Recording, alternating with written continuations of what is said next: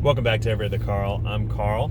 Today I'm in the market for a grocery getter, a cheap car that is still in good shape. And I'm going to go look at one right now, and I'll take you along for a little checklist of what to look for when buying a cheap car.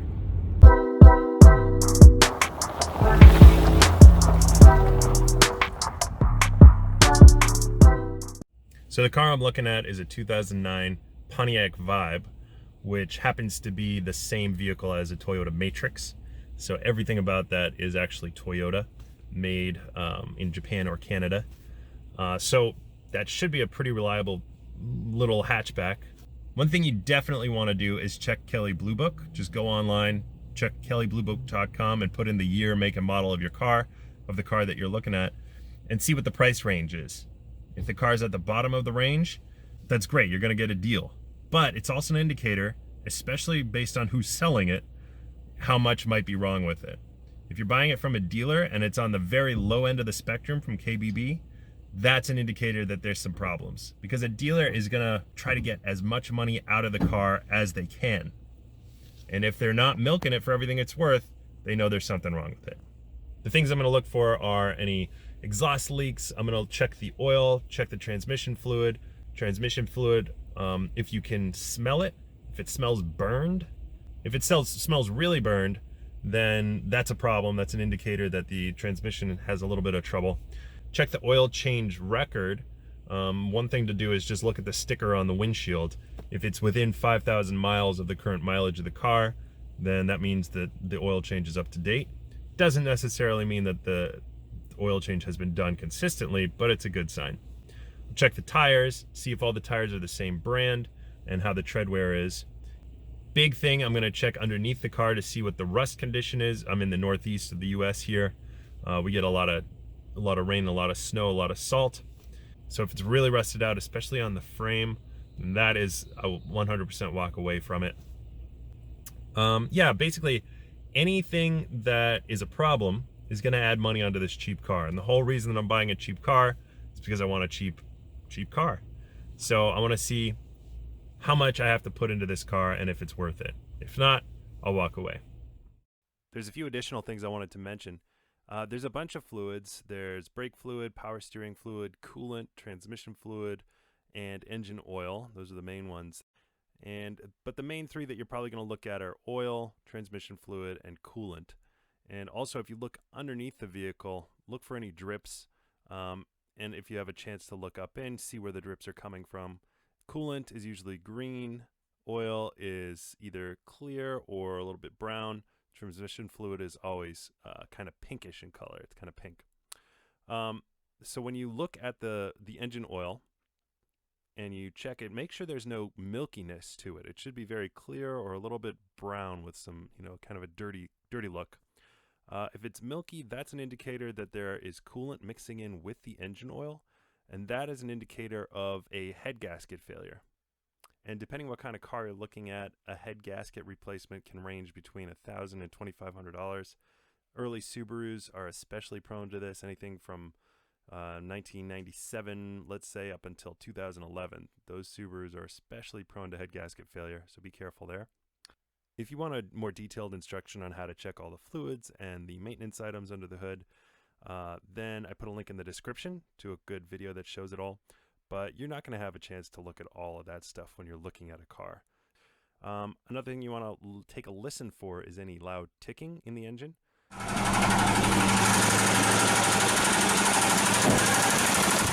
Sometimes older engines will make slight ticking, and it's not really a problem.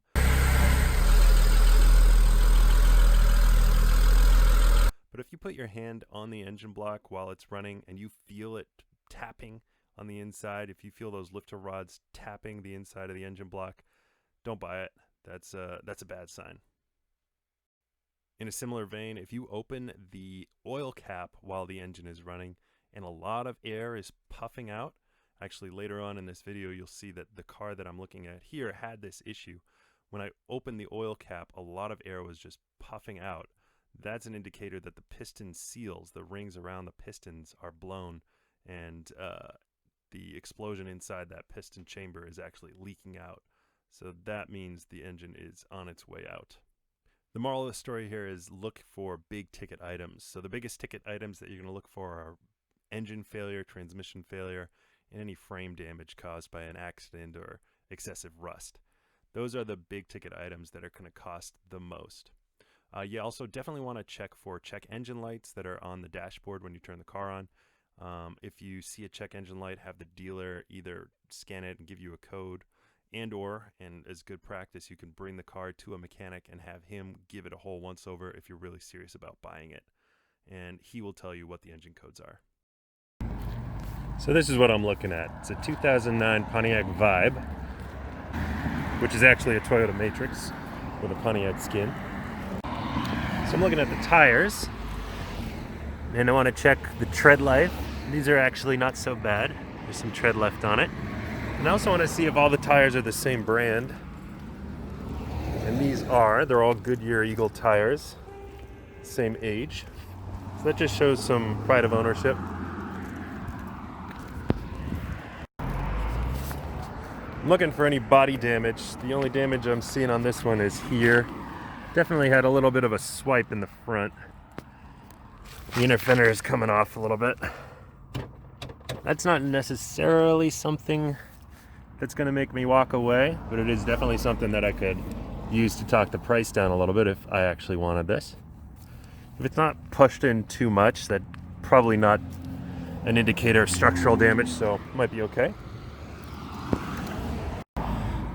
Then you got to get underneath and look. Rusted out frame is going to be a killer of your car. One thing I want to check is these pinch welds. Those are the main parts where you'd actually jack up the car. That is the indicator of the frame health. If those are rusted out, I would walk away immediately. These look pretty solid. There's going to be rust on every car, but you just got to look at the extent. You can look at the back of the wheels. If these mud guards behind the rotors are rusted out, or actually if they're not rusted out, that's a good sign, because those can go quick, especially where I am in the Northeast. This is the back of the frame rail. There's some rust on it, but it's honestly pretty strong. It's pretty good. I'll check the air conditioner and the heater to see if those are working. Make sure the radio is off. I mean, you want to see if the radio works, but then make sure it's off while you're driving so that you can hear the bumps and rattles. That's something, if the dealer is driving with you or the person selling it, they're going to probably try to turn the radio on so you don't hear everything. Check the oil change, see when the last oil change was. So this actually has a current one. The car has 158,000 miles on it. So the next oil change is at 160. Oil changes every 5,000 miles, so it's up to date on its oil change. This car has a sunroof, so I want to look at the upholstery around the sunroof, see if it ever had any water come in. Judging by the state of the seats, the previous owner had a dog. They did their best to vacuum it out, but that fur is going to be a little bit tough to get out of the carpeting. All right, so now I'm taking it for a little bit of a test drive. And first thing that I'm doing is listening for any squeaks or squeals or rattles, and I'm hearing them all in this car. First thing, when I turned it on, the vehicle shakes a little bit too much for my liking. That is an indicator of probably engine mounts. That's before I even put it in gear. It's just shaking around. As I'm driving down the road, low speeds, I'm hearing a squeal from the brakes. The engine is a little bit noisy. There's definitely some hissing coming from the middle of the car. That's an exhaust leak. So I'm accelerating uphill right now, and as I step on the gas, I can hear the engine. And just to tell you what the exhaust leak is telling me is the noise of the engine is coming from the middle of the car here. It shouldn't be coming from the middle of the car. It should be coming from the engine, maybe from the exhaust muffler out the back, but if it's in the middle, then that's telling me there's an exhaust leak. Brakes are virtually gone. Takes way too long to brake. It does have good power, good handling, so that stuff's okay. I can smell the exhaust from inside. All right, so next thing I want to do is find a straight piece of road and then let go of the wheel for a minute when it's safe. And this car is definitely pulling to the right, so that means I'm out of alignment. It's not a huge deal, but it's something I'm gonna have to fix down the line. All right, now I'm gonna drive over some bumps here, see what the suspension sounds like.